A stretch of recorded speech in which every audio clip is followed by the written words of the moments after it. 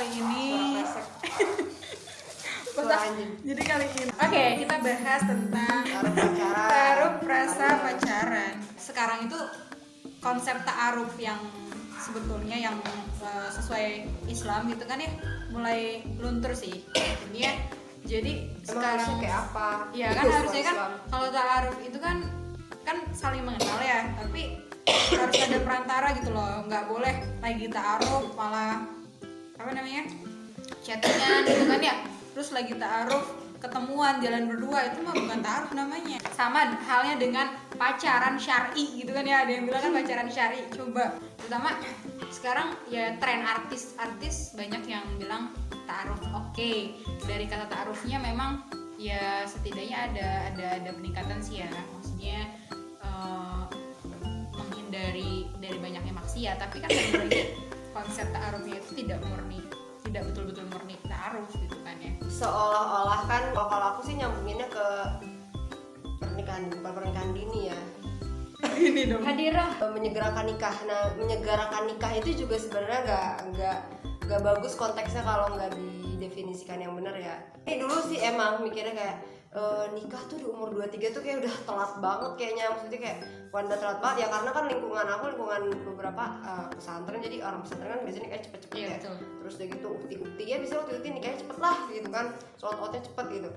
Jadi kayak umur 23 tuh oleh itu pasti itu udah telat banget nikah, aku pasti udah nikah di umur segitu gitu. Padahal dari jalannya waktu, bahkan sekarang aku bersyukur banget udah di umur segini, dan aku tahu maksudnya dulu tuh aku gak akan kuat, gak akan siap, belum siap, dan gimana ya, kalaupun siap gak akan banyak yang bisa dibahas gitu sama anak, sama suami gitu, maksudnya belum ada pengalaman, maksudnya ya kecuali kalau misalnya dia emang pengalaman hidupnya tuh bergejolak kayak naik turun, jadi ibaratnya ya hikmah hidupnya udah cukup lah untuk berumah tangga. Nah ini enggak, misalnya kita cuma lulus kerja, udah dunia kerja juga cuma di satu ruangan, satu gedung itu aja, nggak kemana-mana, nggak banyak pengalaman roller coasternya gitu, ngapain. Jadi kalau sekarang nih, kalau umurnya udah banyak, umurnya udah cukup kayak gitu kan, ya udah cukup gitu kan. Kalau misalnya nikah udah serius, langsung mikirnya punya anak, langsung dipetakan, karena kan cewek yang udah siap, yang umurnya udah cukup juga,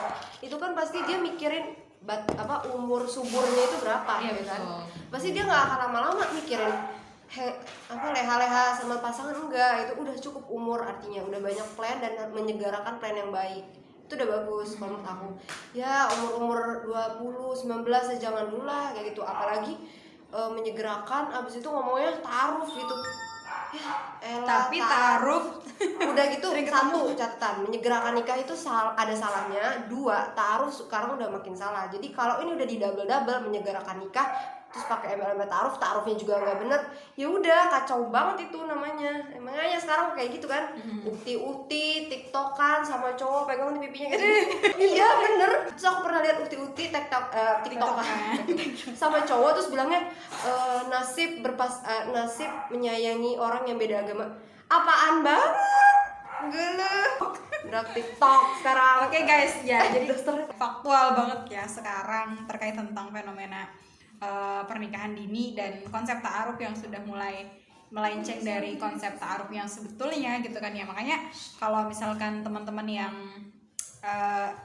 yang memang mau menjalankan konsep ta'aruf dengan baik, yaitu harus ada perantara gitu, dan jangan sesekali kayak gue juga suka nanya ya ke beberapa teman-teman yang sudah berhasil prosesnya gitu kan, terutama proses ta'aruf. Bukan berarti sudah ta'aruf itu akan pasti gitu kan ya, pasti sudah akan ke jenjang berikutnya nikah dan sebagainya gitu. Itu ta'aruf kan namanya proses pengenalan. Nah makanya proses pengenalan itu jangan dicampur dengan maksiat gitu kan ya. Apalagi ta'aruf itu kan konsep Islam, jadi harus ada perantara, orang ketiga, nggak boleh tuh ketemuan jalan bareng gitu kan ya tanpa adanya perantara, terus chattingan sampai berlarut-larut gitu kan ya. Buat orang-orang juga yang merasa dirinya punya banyak pengalaman baik dengan ta'aruf ala-ala ta'aruf dan nikah cepat, misalnya gue nikah muda, gue punya banyak pengalaman baik yang bisa gue sebarin biar orang terinspirasi untuk nikah muda. Saran aku, tolong lebih menyemangati, memotivasi, terus menyebarkan energi positif dalam menuntut ilmu sih, mendingan kayak gitu. Maksudnya nikah itu seiring waktu ilmu itu akan mempertemukan orang dengan yang ilmunya juga sepadan. Dan ingat sekali lagi, ini aku selalu bilang ke adik-adik ya, kalau kita jodohnya ini, ya mau kita pakai pacaran, mau pakai jalan pacaran, mau kita pakai jalan ta'aruf yang islami banget, jodoh kita tetap ini. Mau kita pakai berzina, jodoh kita tetap ini. Mau kita pakai jalan nikah siri apapun, jodoh kita tetap ini. Sekali lagi ya, tapi yang ngebedain adalah, kalau kata Ustaz Salim Afilah, cara Allah ngasihnya gitu. Kalau pakai cara yang baik ya, pakai cara yang baik, islami, sesuai tuntunan, sesuai sunnah Rasul, kalau diikutin itu kayak Allah ngasihnya tuh hormat gitu, sopan, memuliakan kita gitu. Tapi ibaratnya kita kayak si barang nih, kayak begini yang ngasihnya. Tapi kalau misalnya orangnya pakai lewat pacaran, jodohnya tetap itu, tapi Allah ngasihnya tuh dilempar gitu. Udah visualisasi bahwa ya Allah tetap membuktikan jodohnya tetap itu, karena itu tercatat di Lauh Mahfuz. Tapi Caranya Allah memurkai orangnya, dan balasan sudah menunggu nanti di akhirat. Ini kalau konsep ini selesai ya, menurut aku ini penting banget untuk orang itu punya frame ke depan soal ta'aruf lah, untuk atau enggak sesimpel menatap lawan jenis gitu.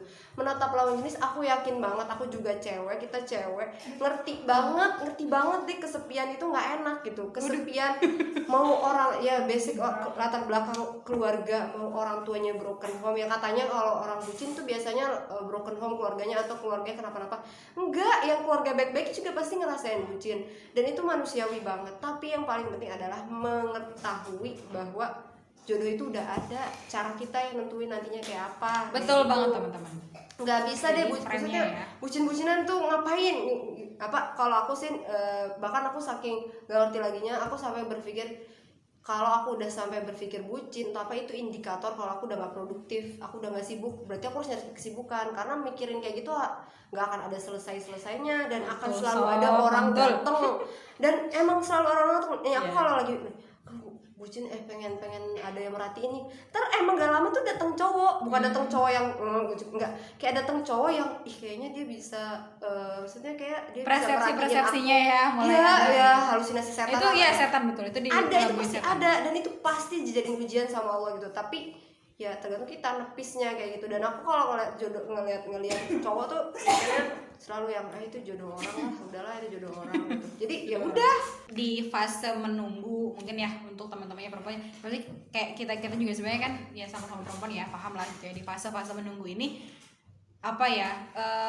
ya itu yang tadi Sofura bilang, kalau misalkan bucin itu kan alamiah gitu ya, maksudnya artinya pasti semua orang merasakan itu, apalagi kita perempuan yang dominan, perempuan itu punya sifat ingin diperhatikan lebih gitu kan ya, itu pasti. Cuma lagi-lagi kita harus mensiasati ya, kita tuh nggak boleh terus-terusan di fase menunggu gitu kan ya, bucin terus itu ya, tiap hari galau dan sebagainya, itu nggak boleh. Makanya harus diimbangi dengan hal-hal yang produktif gitu kan ya, yang bisa menghasilkan sesuatu, apalagi kalau udah bisa menghasilkan karya gitu, keren banget. Dan gue dulu pernah sharing ya sama namanya Ustadz Samson ya, beliau itu pengarang penerjemah buku Latazan. Pas gue di Banten, beliau mengatakan perempuan itu di masa menunggunya itu harus banyak melakukan hal-hal kebaikan. Bahkan teman-teman itu kalau misalkan melakukan hal-hal kebaikan itu silahkan diposting gitu kan ya, maksudnya bukan berarti ria, tapi memotivasi kayak misalkan teman-teman akhwat yang lain, bahwa ya kita nggak harus ngegalau, nggak harus ngebucin, tapi melakukan hal-hal produktif, melakukan hal-hal kebaikan gitu kan ya, yang itu bisa lebih bermanfaat untuk orang lain. Toh yang namanya yang baik kan buat yang baik juga ya Sofia, ya nggak sih?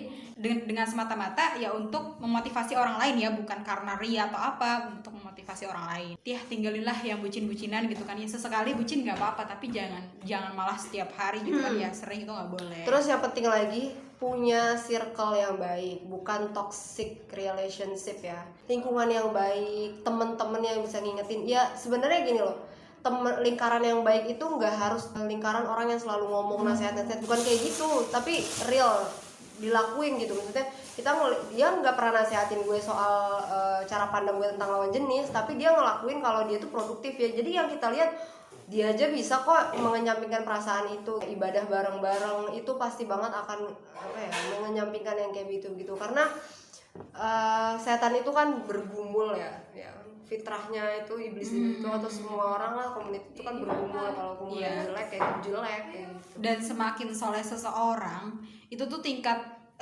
ya setan yang menggodanya juga semakin tinggi ya. Kalau misalkan diibaratkan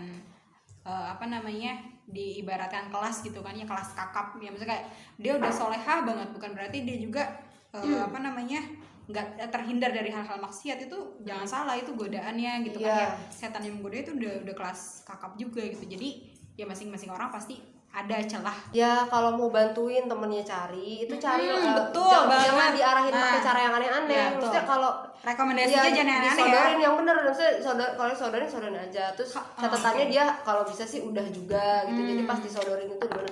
Jangan pakai dia suka lo sama, digodain dulu. Enggak kayak gitu.